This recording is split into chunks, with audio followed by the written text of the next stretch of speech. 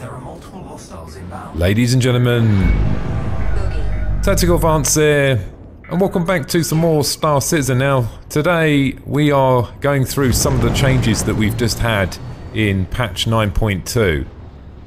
Well, I can clearly say, guys, this is one of the best patches so far for me. Anyway, I've gone from sort of playing sort of Vandal Swarm on the multiplayer to actually quite enjoying it now. I find that the targeting system is just way superior than it was before. The visual focus is very good as well. I'll run through what I've done is I've actually picked out a couple of things that I found that are significant. Well, obviously the first thing is the Gladius in the hangar. We have to get that one out of the way. They've added target focus now, so when you actually aim on a target, you get target focus, so it focuses on the target, so you can actually see the target clearer. Now, if you look at my aiming reticle now, as I'm aiming, you sort of lead the target. You can see the two little dots there. What it did before is when you were aiming on a target, you would get a sort of square, and the square would sort of lock on, you fire. I'll tell you why I prefer this sort of targeting system and why this is going to actually be very important when we go into the larger ships, is because them small dots now can actually shoot a part of a ship. So if I shoot the rear wing, there goes his wing.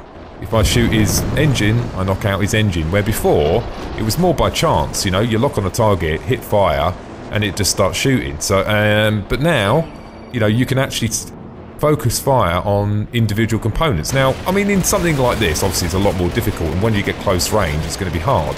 But a good example would be, is once we get multi-crew ships come in, if you speak to your teammates and there's 4 of you, and you say, look, there's a Constellation, let's go for his power plant, all of a sudden it makes sense. 10 out of 10 that one, and it's been a game changer for me because I've just this has made it so much more fun for me. The next thing we've got is they've added an enhanced stick position for the joystick and gamepad. I've not actually tried it yet. I've been using the mouse actually because they've done some made a few improvements to the mouse as well. Seems pretty good. So I'll be interested to know in the comments, guys. Any of you guys using the joysticks or a gamepad? I have got a gamepad as well, but I haven't given it a go yet. I think I'm just trying to stick to one control set at the moment. You've obviously seen the target lead indicator placed with the the lag pip system, which once again, like I just said, I really prefer that. That's made it so much more fun for me anyway. They've increased the size of the dogfighting maps. Now, to be fair, I see the boundary once in this. I went to relatively high wave, did quite well there. Very rarely do you see the boundaries now. They are pretty massive, and there's no doubt about it. You've got a massive map to fly around. I mean, don't forget, this is only 32-bit. Once we go double precision, it's going to be crazy. And this is, now we're starting to realise, you know, this is actually going to be, if they can continue like this and quadruple or double the sizes, it's just going to be absolutely awesome. You know, I mean, you're going to get a constellation behind a planet, which is going to be really, really cool.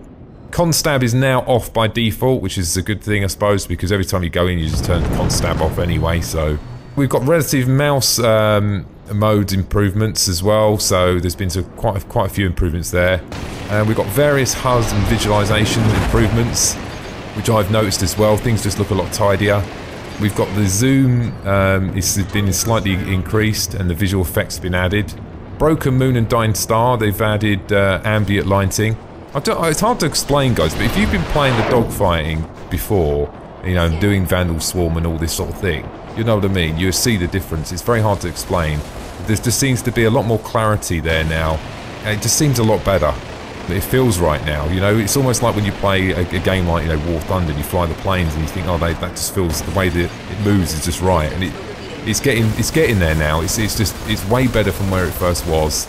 It just sort of puts a bit of faith in the game maker, really, because they're just putting a really good mechanic in place. I mean, I'm not necessarily an FPS person, but I'm actually genuinely enjoying it. And that's pretty rich for me, because normally, you know, I'm sort of exploration and sort of trading sort of person, but I'm really enjoying the dogfighting and well, you know, Arena Commander now, isn't it?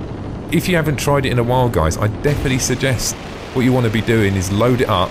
If you actually go into your settings inside of Star Citizen, you can actually turn it to just accept updates.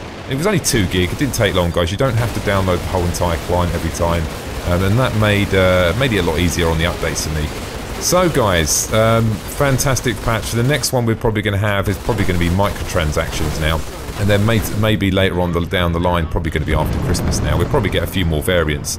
Now, one of the things I did notice is quite interesting now with the Vanduul. You know, you can take them apart so they're just a cylinder. I.e., you know, they've lost their wings and they're just literally flying around with just a hull.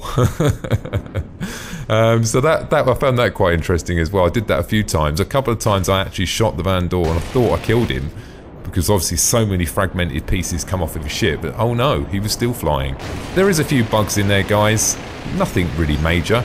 There's a few little trivia things as well. They've added like some bigger rocks now as well. I don't know if you've probably noticed if you're flying around the maps, because the map sizes are obviously bigger now. And there's actually a couple of planets there. You can see them flying around, but you'll see some other bits. They had some little bugs with the display at one point, but it was all alright after a little while. Anyway, guys, I hope you enjoyed the video today. I suggest if you haven't played for a while, load it up. I suggest you go back and give it a go, because once again, I'm really enjoying it. Anyway, ladies and gentlemen, thanks for watching, and don't forget to subscribe. Bye now.